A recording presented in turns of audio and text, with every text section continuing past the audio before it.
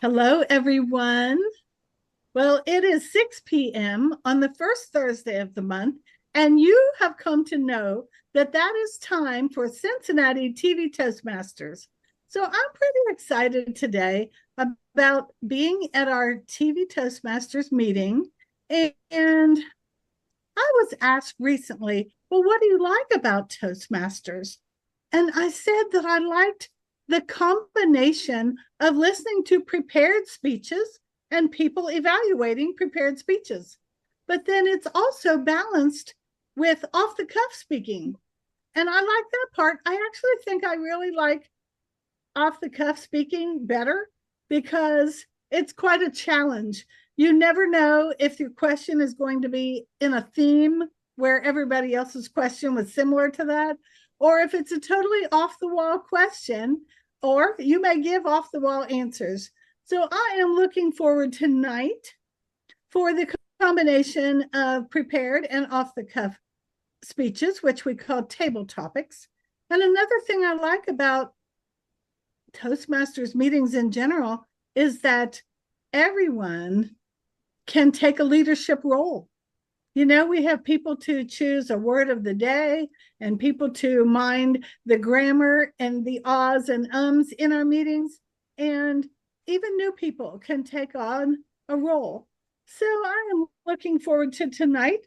And the first order of business is to introduce our club coach, which has been with us, and we enjoy him being part of our meetings. So tonight's Toastmaster is Jeff Vaught. So Jeff, you're ready. You may take it away. Thank you, Joy. I have a theme for tonight. The theme is Beatles. Not the Volkswagen Beetle, not the Bug the Beetle, the Beatles, the English rock band from the 1960s. And the reason that is the theme for tonight is November 7th, 1967 was when the Beatles released their album, Sgt. Pepper Lonely Hearts Club Band. Sure, everybody in this group probably remembers that. I think we're old enough. I barely remember it.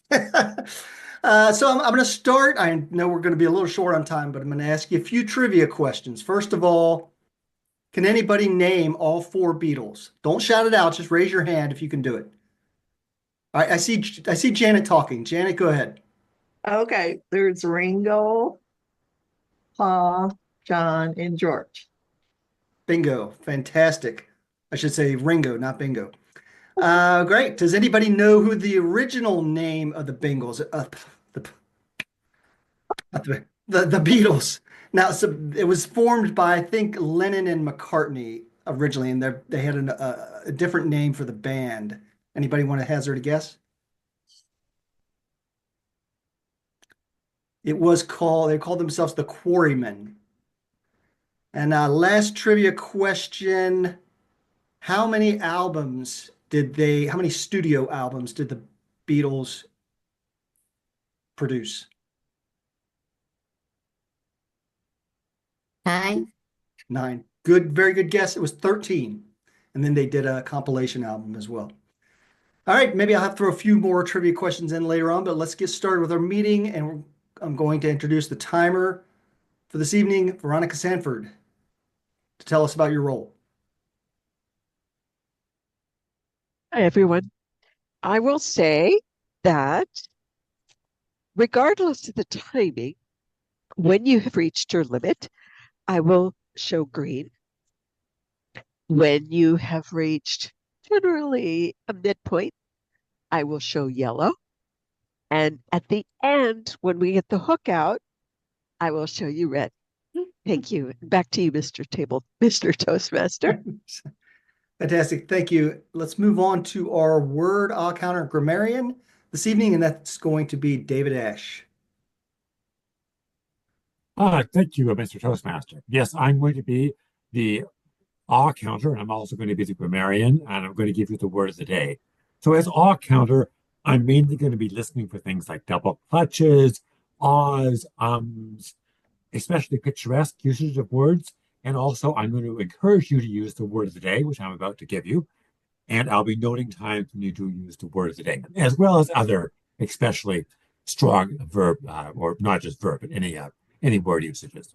So without further ado, I will give you the word of the day, and I'm going to cut and paste it into the chat, and I'm also going to try to share my screen here as well. The word of the day is metabolism. Can you folks see that? Metabolism? Yes.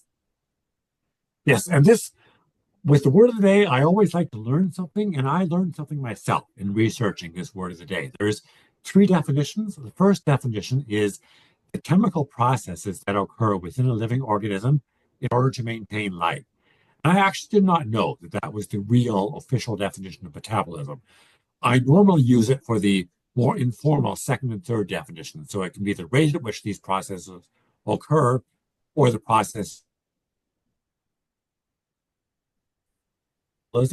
So we say someone has a high metabolism if in general we think they have high energy or something like that, but it really means the chemical processes themselves. And I learned that in researching this word because I always use it usually for definition 2 or 3, and I did not really know definition 1. So I learned that, and hopefully you can learn that as well. And if not, maybe you can use metabolism in a table topic speech or a prepared speech. Thank you, and back to you, Mr.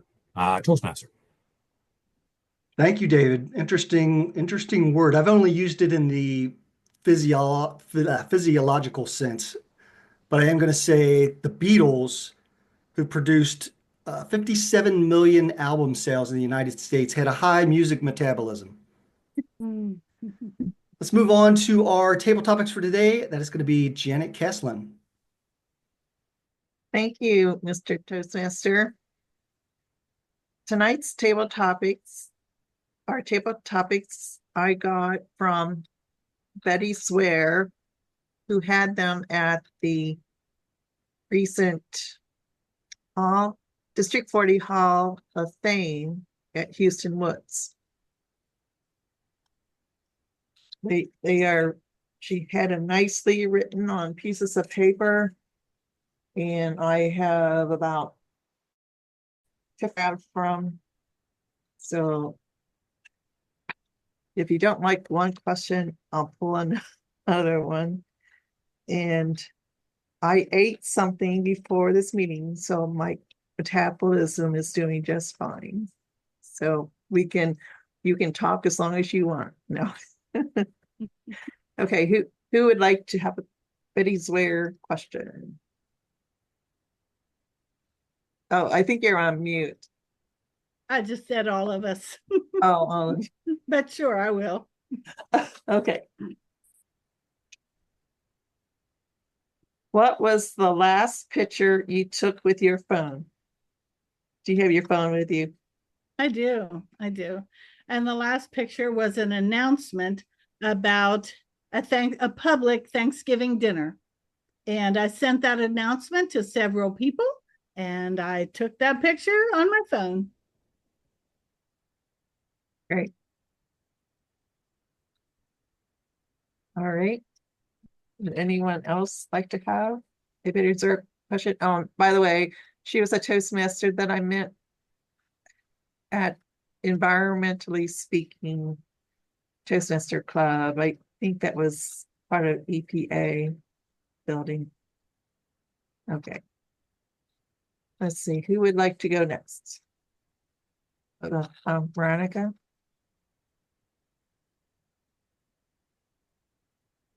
What do you like most about your neighborhood? What I like most about my neighborhood, oops, I'm not green yet. So what I like most about my neighborhood is I live on a dead-end street in a wooded lot, and I have a dog. And I've had foster dogs, had this dog for a year and a half and foster dogs for about 18 months prior to that. So I became very familiar with our neighbors. They're not that many. It's not a long dead-end street. It's in the UC, University of Cincinnati area. And I would say that regardless of their political persuasions, and that's the last thing I will say about politics tonight, regardless of their political persuasions, everybody gets along. And we've had a tiny bit of crime in the area, And so I've taken it upon myself to get people's phone numbers, and I text them that we had a robbery and that we got a picture of the guy and blah, blah, blah, blah, blah. So it's kind of, I'm a little bit of a sleuth and also a communicator. And I have a lot of fun with that. Um, yeah, that's about that. Thank you. And back to you, Madam Table Topics Master. Thank you, Veronica. And I think I saw David Ash's hand. That's right. I can do one. What's the longest you've gone without sleep and why? I believe the longest I've gone without sleep was about 48 hours, and it was actually for for somewhat frivolous reasons. Well, the first night was not so frivolous in the sense that it was when I was an undergraduate at a Canadian university. I did my undergraduate in Canada and then moved to the U.S. for grad school and have stayed. So I did two all-nighters in a row. The first one, I was writing a term paper, and I will not say what the term paper was because now that you mentioned the question, it turns out the term paper was about a hot button political issue, which I will not share. I will follow Veronica's lead on that. But it did keep me up all night and kept me busy writing this term paper. Then the second night, there was actually an all-night party scheduled at the campus, basically the campus video arcade, the campus games room, where ordinarily, of course, you had to pay 25 cents, every time you played a video game or a pinball. But for the all-night party, they were actually making it for free. So you got bunchies and free pinball and that.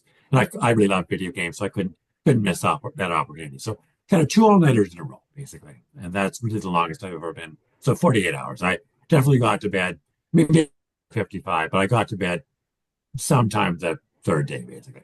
Thank you, and back to you, Madam Tabletop Master. All right. And my metabolism was pretty low by the end of that, I will say. Very good. And Jeff, you're not giving us speech tonight, I believe. So would you like to do a table topic? Sure. Do you have a cherished childhood toy? Tell us about it. I have heard this question many times. I should have a good answer for it. I'm going to go with I don't know the actual name of it, but at Christmas one year, I don't even think it was my toy. My brother got a football field. This came in a box. I would say it was about 2.5 feet long, maybe 2 feet long, about a foot wide. And it was a football field. And you turn it on, and the surface of the field buzzed. And you set these little players on there, and they just buzzed across the field. And I think there was even one of them that was a quarterback, and you could put this little tiny ball and flick it, and it would. So it was the beginning of video games, long, long before video games were around. There was this little buzzing football simulation. That was one of my favorite games to play, and I will cherish that memory for as long as I live. Back to you. All right. Thank you. And let's see, I think we have enough time. Bessie, do you want to do one or do you want to forego tonight? Sure. You'll do one. Okay. What indulgence would you like to treat yourself to? It says this year, but it could be the rest of this year or next year. What indulgence would you like to treat yourself to? Okay. Well, the indulgence I'm thinking of, I probably just do small indulgences rather than big indulgences. But I did go to Alaska earlier this year, so maybe that counts as a big indulgence. But the one I'm thinking of right now, at work today, we kind of had a little party, and I had to leave early, so I grabbed this big chocolate cupcake with white frosting and chocolate decorations. So I'm looking forward to having that later tonight. And Maybe sometime I'll give you a talk about my Alaska trip, my second Alaska trip. Back to you, Madam Table Topics. Thank you. Thank you, everyone, for participating. Now I'll turn control back to our Toastmaster, Jeff. Thank you. Great table topics from Betty's Wear, courtesy of Betty's Wear, environmentally speaking. Environmentally speaking now, I think, and you may know this, Janet, I think they combined with Bearcats and they also combined with NEOSH, National Occupation Safety. I don't remember exactly what NEOSH stands for. They're all in the UC area, I believe, and they're all one combined club now. So, little trivia there. Tonight, I did invite Paul McCartney and Ringo Starr both to speak at the club. Neither of them responded to me. So I looked, actually, David Ash found somebody better, found both Elizabeth Ervin and J.Harris, our president, are both going to speak tonight. So we have our own Paul and Ringo. Our first speaker is going to be B.Ervin. Her evaluator is Joy. Yes, Joy. So if you would introduce her and go ahead, Betsy, after that. Thank you, everyone. I am really honored to introduce B.Ervin. She's been with Toastmasters since 2016, and Betsy's the VP of Education for Right Way Toastmasters and the VP of PR for Springboro Toastmasters, both in Division A. And Betsy joined Cincinnati TV Toastmasters earlier this year, and she is the Vice President of Relations for us. Her term as Division A Director started this year on July 1. Her other accomplishments include being Area Director, representing a distinguished Area 2122 club, also the President at 21 and 22, and leading the Audiovisual Committee for the 2024 District Conference. Now, Betsy works as an engineer at Wright-Patt Air Force Museum and is an adjunct professor at the University of Dayton. Tonight, Betsy is going to present engineering trivia. Engineering trivia, B.Ervin. Thank you, Joy. Ervin. I think there was, I'm a Division D director, not Division A. Sorry about that. So I'm going to start off with some engineering trivia. Do you know where the word engineer came from?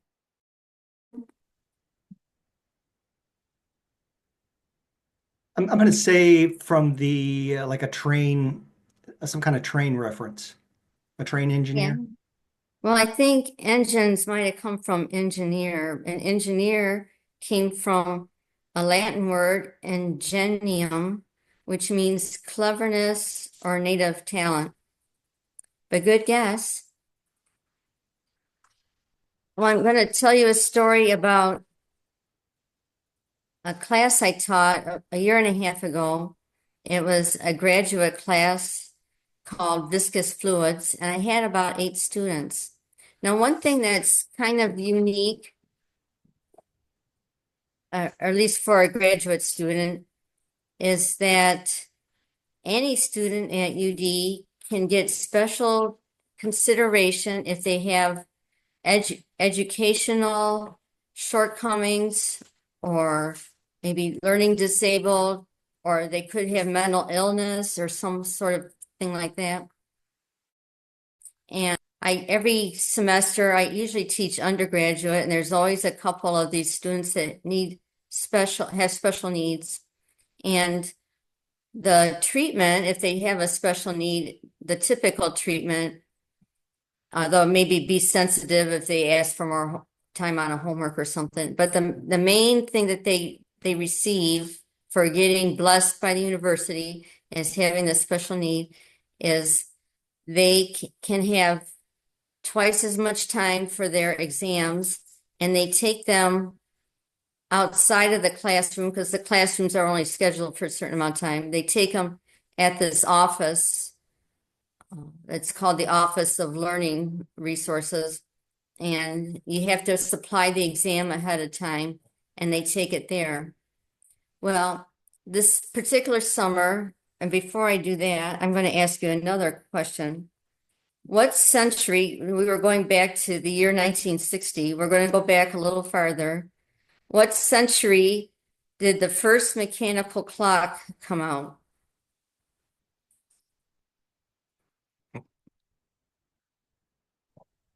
I'm gonna say like I'll just throw out like 5th century. I think it goes way, way back. Okay, well, not quite that far back. A good guess. I found out today that I forgot what century it was, but golf goes pretty far back, the invention of golf. Well, that was the 14th century. So I had a student in my graduate class who had these special needs and had to take his exam at the building. But this was in the summer and the building was closed for the summer. So we arranged that he would take his exam. There were 2 midterms in the mechanical engineering office. They have a little conference room, or there might be a spare desk if someone was using the conference. So the first exam came around, I think this was in June, the class started in May, and we got the test to him ahead of time, and he took it in the ME office, and the rest of the students took it in the classroom at the regular time. But it had been a few years since I taught a grad class, and one thing that was kind of different is that several students they were allowed to have a little sheet of notes about for their class, for their exam, and several students had an iPad, which is kind of like a whole computer. And I wasn't sure that would work out, but they didn't have a chance to create a sheet of handwritten notes, and nobody else was really complaining. So I said, okay, you can use your iPad. Well, for the second exam, so it went pretty well. And I'm going to ask one more question. Which was invented by accident? The refrigerator, the microwave, the toaster, or the stove?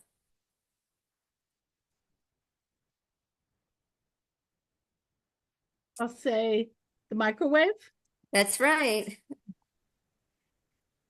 Well, the second exam, I was going to go out of town for work, and I got my husband to give the exam. But then I thought, my husband will not go for those iPads. He's pretty much by the books, traditional education. And we came up with this idea that we would put a note package together. They could put in anything they wanted into this note package. So, of course, they wanted all the course notes. And they wanted all the homework solutions. And then people started emailing me excerpts from the textbook.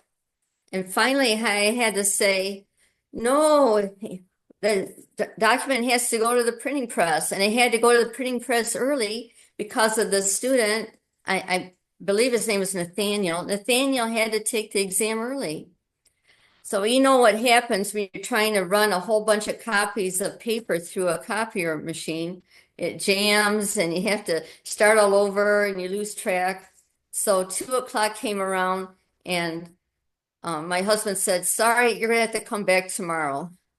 So Nathaniel ended up taking his test on a Wednesday instead of a Tuesday, or a Tuesday instead of a Monday. And the rest of the students used the big packs, and so did Nathaniel, the big packets that were printed out. So it's time for another trivia. This one is one of my favorites. Where did the name Google come from?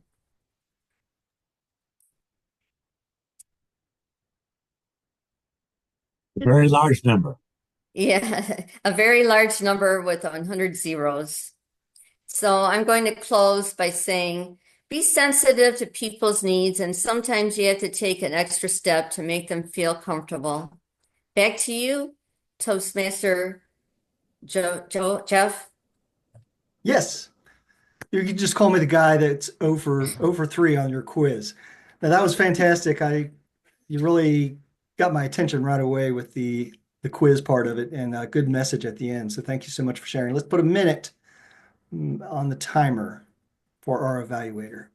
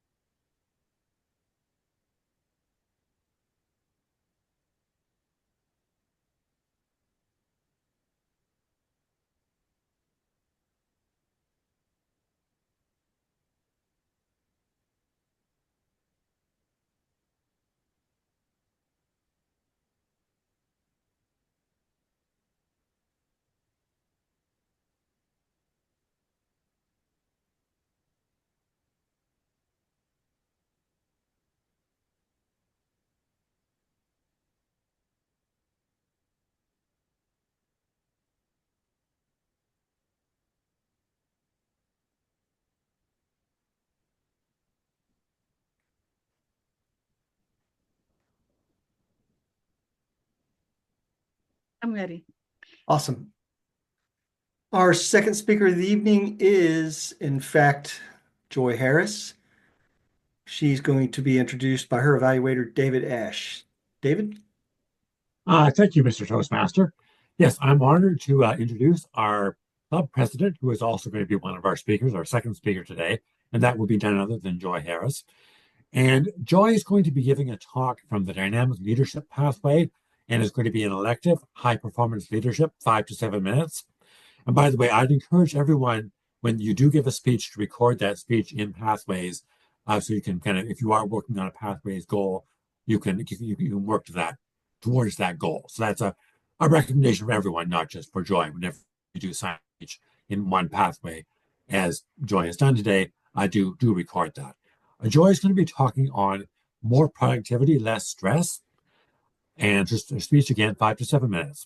Please help me welcome J.Harris tonight as she discusses the skills of having more productivity and less stress. She discusses the challenges high productivity can have on us. It is important to be productive, but that may come with stress. Find ways to have a healthy work life and reduce your stress. Please welcome J.Harris. More productivity, less stress. More productivity, less stress. J.Harris. Hello, everyone. I'm J.Harris, and tonight I'd like to talk a little bit about productivity in our lives. So most likely, many of you, if you work in an office or any kind of business, there are productivity expectations. Sometimes we have expectations of how many phone calls you need to take or how many phone calls you need to make. And often there are goals of how many things or tasks that you need to do within the course of a day or by the end of the month. So productivity is pretty important in the workplace. I found that to be true even with physical labor. In physical labor, the painters are waiting to paint the walls, but they can't paint the walls until the people creating the walls and prepping the walls for paint are completed. So the productivity there is stressful because it is sequenced and there are things that have to happen before other things. But I found out that productivity is even important in the family or in the household because there's a sequence of buying the food, preparing the food, and literally having the food with your family and cleaning up and putting away. So it's really important to keep up your productivity at home as well. Now, you might remember some simpler times. Didn't they say no phone, no pool, no pets? Well, it was simpler times when we didn't have phones to maintain and keep track of. But who hasn't agreed that having a phone can save you a lot of time to make a quick phone call on the way home from work? And as much as we love our pets, sometimes our pets tend to cause additional stress because there are things that we need to do to maintain our pets on a daily basis and even to maintain their health on a long-term basis. So there is no doubt that technology can be a source, even though it is a source of a way to help us. Now, I personally have had some technology challenges lately, and it definitely is stressful. However, our devices do make us more productive, and we have to maintain our devices and understand how to use them in the best way. Now, what are some of the challenges to our productivity? I'm going to say interruptions. Interruptions can be very much of a challenge. And also unrealistic deadlines. And again, I have been put in a position where I need to meet deadlines, and I've also been put into a position where I need to impose deadlines on others. And sometimes just getting a deadline can feel like it's an unrealistic deadline at first. However, there are many ways to work with deadlines, but they certainly need to keep us productive, and they can be a source of stress. Another source of stress with our productivity is competing priorities. There may be many things that you need to do by the end of the day, and many things you need to do by the end of the month. But competing priorities can definitely be a stressor on us. Then how do we be productive and have less stress? One way is to minimize our multitasking. When you read up about multitasking, they say multitasking isn't even possible because we can only focus on one thing at a time. However, depending on where you work or the way you need to work, multitasking is very often something that we do on the job. So one way to reduce your stress is to make sure that you're focusing on the next task needed. And that will help you keep your focus on, even with the interruptions, finding a way to do the next task needed. But that will require you to put things in priority order. So many times you have to focus on the highest priority. But maybe your priority things that you don't have to get done to the end of the year. But we need to continue to work on them a little at a time, so that we are focusing on the next task as well as a high priority task that may take a while to get done. So the most important thing to think about when you are delivering your work, your high productivity, is to deliver accurate work. You do not want to have to do rework, and you do not want to have the next person fail because your step was not appropriate or not completed. So we want to deliver accurate work and to deliver your work with confidence. Here's what I have. Here's the best I could do in the time I was given, and I'm delivering it with confidence. However, I'm going to ask you to be prepared for questions. So it's possible that you deliver your work and you anticipate what questions may come up related to this work. So when you think of your contribution to productivity, you want to be successful. And the way to be successful in producing things on time, on budget, on schedule, is to consider your focus. Consider the things I mentioned about the priorities, as well as the next needed task. And I'll leave you with this message. It's always important to under-promise and over-deliver.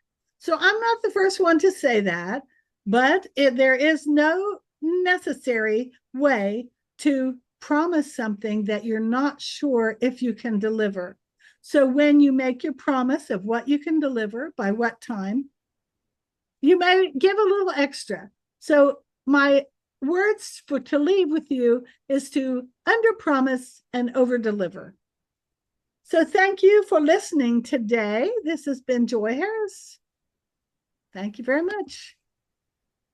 Thank you, Joy. I've always heard the acronym OPUD, which is overpromise, underdeliver. So this would be UPOD.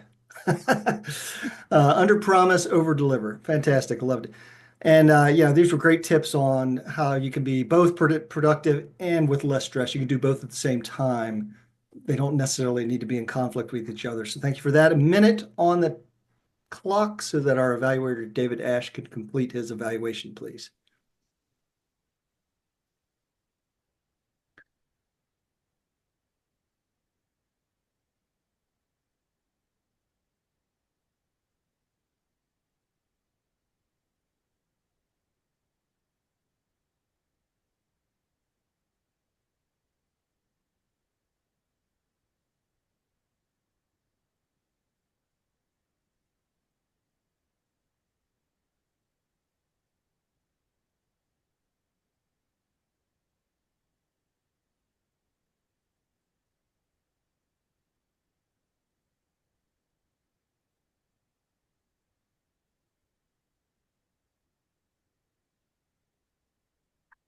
Okay, I'm ready.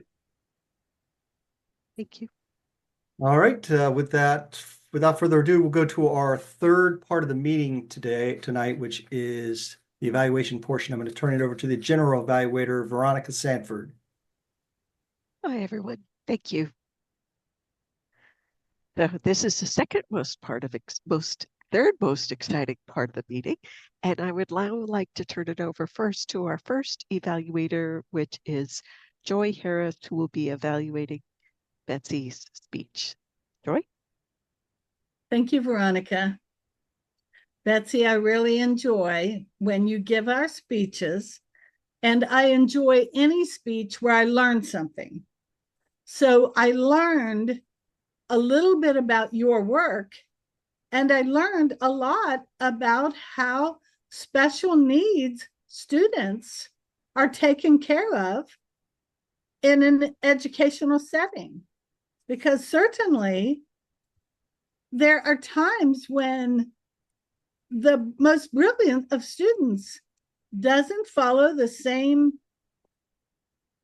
timeline and may need extra time for exams. I'm really impressed that you gave us all of that information. I learned that Betty taught grad classes. I'm not sure if I knew that before.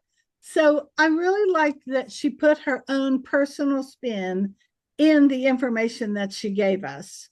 And that is sometimes a challenge for us that deliver information and have tended in the past to just deliver fact, and didn't really add any personal touch. But we got a lot of good information as well as information about Betsy. If I had to look for something, the questions were awesome. I loved it. That made the speech interactive. I would have liked to know more about the invention of the microwave and some of the follow-up to the questions, although the whole idea of that was really good. I did like your eye contact, and I didn't notice a lot of gestures. Maybe it wasn't necessary, but because we're virtual and because gestures is one of the ways that we emphasize, through our voice and through our gestures. Could have been a little more. However, you were very comfortable and relaxed in delivering the information, and you engaged us in with the questions, the content, and the good delivery of your speech. So thank you very much, Betsy. And back to you, Veronica, for our general evaluator.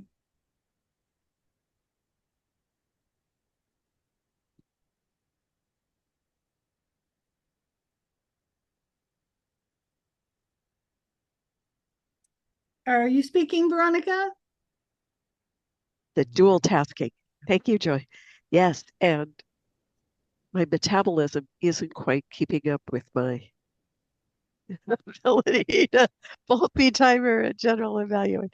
That said, I would now like to introduce David Ash, who is going to be evaluating J.Harris. David? Thank you, Madam General Evaluator. And yes, it is my honor to evaluate Joy's speech. And Joy's speech was more productivity, less stress. And we all want to reduce stress because stress, I just realized today, stress is part of our metabolism. I mean, if we're stressed, that is a physical chemical reaction happening in the body and it affects our metabolism. So, of course, we do want to reduce that. And Joy, I think, did give a good speech, did give some ideas. So she has a great topic, and I think she did have some good ideas. Now, I'm going to mainly focus on the speech, not on the actual content, but I will make note in the opening. I thought it was a good, maybe not a great one. It caught our attention. It is a topic, like I say, stress affects our metabolism. It is part of our metabolism. So it got us interested very quickly. I think you could have drawn us in even better, though, if there had been some more examples of stories from your own life. You had a lot of kind of generic examples of everything from the pet to the devices to your work to your home. You talked about how all of these things, productivity is needed, and if you don't meet your deadlines or you don't meet your goals, then that leads to stress. And how can you manage that? You talked about all these examples, but they were all kind of generic examples, not a lot of stories from your own experience. So I think a few more stories would have been just a bit helpful there. But I do think you delineated the challenge very well, and I think you piqued our interest, you kept our interest, and you did reveal maybe about half to two-thirds of the way through the speech. So you had a number of good ideas. We were kind of waiting, anticipating, okay, you showed us what the problem is. What is your solution? So you kind of built up that anticipation, and you did not disappoint. You did deliver on good suggestion, and I liked that. It was a good build-up, and it definitely happened. You were enthusiastic. You were confident. I thought there might have been just a bit more vocal variety thrown in at a few points. I would make a little bit of a change there. Maybe use some visual aids. I know sometimes in the past you have used effective visual aids. I would do so again. I definitely recommend that. I think you thought your hand gestures, though, were great. It's always tough in this environment to have good hand gestures, but I thought you did it really well. And I did want to finally close with my evaluation of the closing of your speech. And I loved the, what was it? You under promise and over deliver. I thought that was a very good way to close the speech. So even though the opening maybe could have been just a bit stronger, I thought you ended the speech exceptionally well, because that was a very common, or not common, very effective use of words. Under promise, over deliver. Great advice, great way to close your speech. And with that, I'll close my evaluation.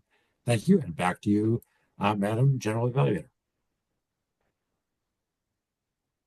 Perfect timing. David, you ended in exactly 3 minutes. All right. And that said, I would now like to turn it over to our grammarian of the day. And I believe that is David Ash. And who knows, metabolism, metabolized. Over to you, David. Thank you, Madam General Evaluator. And I'll just throw in one thing really, really quickly, and that's that in that second all-nighter, we had a jukebox in the arcade, and that was free too. So we got a lot of free Beatles music that evening, because there's a lot of Beatles on that jukebox. So anyway, yes, the grammarian report. There was not a lot of problems to report. Not a lot of people actually use the word of the day. So maybe people could have thrown that in a bit more, or maybe it wasn't a good. Maybe it's kind of a tough word to work in. I don't know. A lot of people used it in kind of unofficial things like as Toastmaster, but not many people used it in their actual speeches. Jeff did use it as a Toastmaster, so I appreciate that. Joy in table topics, no issues that I noticed. Veronica, just one use of and, which was maybe a bit superfluous in your table topics, but not a big problem. Jeff, I don't have to just comment on that was a problem. Betsy, I did notice you said kinda. and as filler words. So a few filler words in your table topics, not a lot again. In your speech, Betsy, let's see here. I think you used they a couple of times in a row, or it sounded like you said they twice, so a bit of a double clutch. And I think you said and followed by at one point as a conjunction. And I think either word by itself would have been fine, but you kind of put them together and it made it sound a bit like a double clutch. That was just a couple of things. So not a big deal over a 7-minute speech. And I loved your discussion of engineer and the origin of that word. That was very effective word usage, sort of similarly to how I noticed with metabolism that you can learn something from the origin or all the definitions of a word. I thought in explaining to us how this word engineer came about, I learned something, and I'm glad. I appreciated that. Joy, in your speech, nothing to report on. No, I do only want to say, with regard to positive usage, I'm going to say it again because I think it bears repeating. This under promise and over deliver, I thought was really great word usage. And finally, Joy, as an evaluator, just one filler word, and that was about it. And that's all I have. Back to you, Madam General Evaluator. Excellent job. Thank you. I will now turn this over to our timer today. And the timer's report is as follows. Table topics. Jeff, you were at 1 minute 58 seconds. For those who are watching on YouTube, the table topics is between 1 minute and 2 minutes. So Jeff, you were at 1 minute 58 seconds. David, 1 minute 35 seconds. Joy, 57 seconds. And Betsy, you were 44 seconds. Myself, I was 1 minute and 3 seconds, and I had another in there. As the speaker, Betsy, you were at 7 minutes and 23 seconds. And I will say for our television audience, our YouTube audience, the speeches today were between 5 and 7 minutes. And then there's a 30-second grace period. So if you're in a competition, that her going to 7 minutes and 23 seconds was still qualified. She would not have been disqualified if she had been giving a competitive speech. And then Joy, you gave a speech for 7 minutes and 5 seconds. And that is all that I have for that. Now I'll turn it back over to the general evaluator. And I will say, overall, I just thought this was a really fun and good meeting. Everybody here came on promptly, and the speeches went well. The table topics were fun. And I learned a lot in both speeches, and overall, very good job. Now, I will say, Betsy, I did some of the things that your evaluator mentioned. I also thought the same. I struggled a bit following the trajectory of your speech, where we were going. It might have been in the introduction. I have a problem that I don't tend to listen to the introductions as well as I do the speech, especially when I'm going to be honing in on evaluating a speech. And so what I was looking for is, I know you talked about special needs, and I know you talked about engineering, and I know you brought in the word, the engineer, and all the trivia, not all the trivia, some trivia questions. And I thought it was clever and it was interesting. But when I get in a car as a passenger, I always want to know where I'm going. My mom used to get us lost all the time on purpose, and it drove me bonkers. Chalk it up to PTSD. Now, I'd like to say, Joy, it was a good speech as well. And once again, I really like your background. And I will say that for me, productivity and stress are something that I have to live with every single day. And I have to have a timer when I'm at work to make sure that I stay on task. Because if I really, really, really have to check my phone, it's going to be 15 minutes before I do it, or it's going to be half an hour or an hour before I do it. And I make myself stay on task because it's so easy to become a little bit ADD.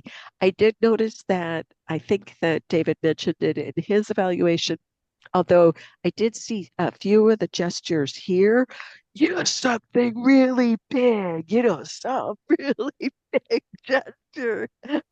And also a yell and a whisper, to just, bring it up a little bit, wake us up and keep us alive. And there you go. Back to you, Mr. Tabletop. Excuse me. I did it again. Mr. Toastmaster Jeff. No problem. Thank you, Veronica, for that fantastic evaluation portion of the meeting. I only have a few final comments. I'll turn it back to the president. I just want to say this has been a metabolic magical mystery tour.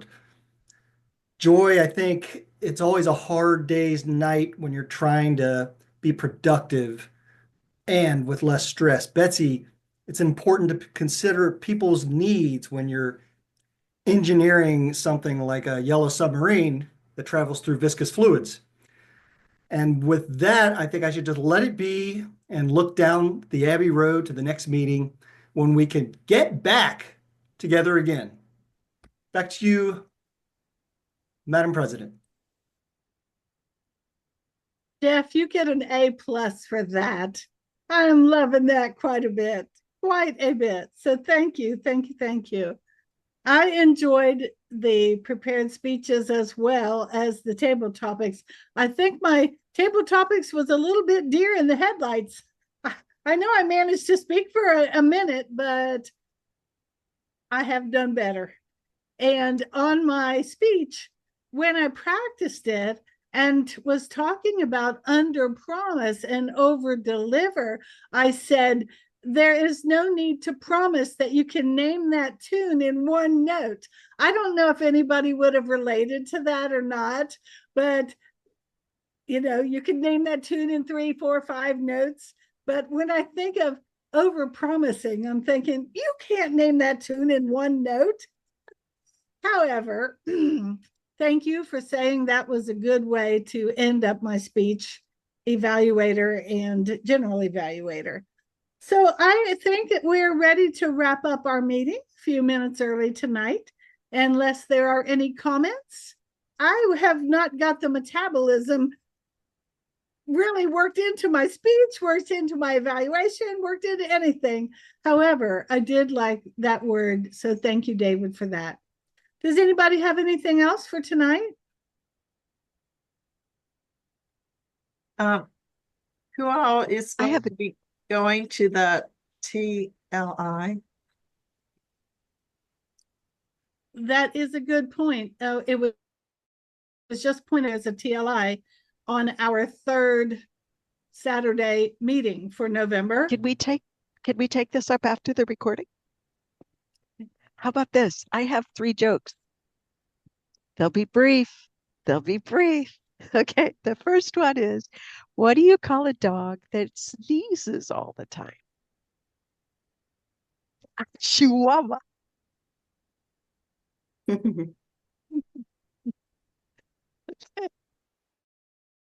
Number 2, what do you call a dog that's cold all the time? A chili dog. Oh, no. Number 3, what do you call a dog that loves to get baths? A shampoodle. Oh, no. All right. That is our good joke of the day.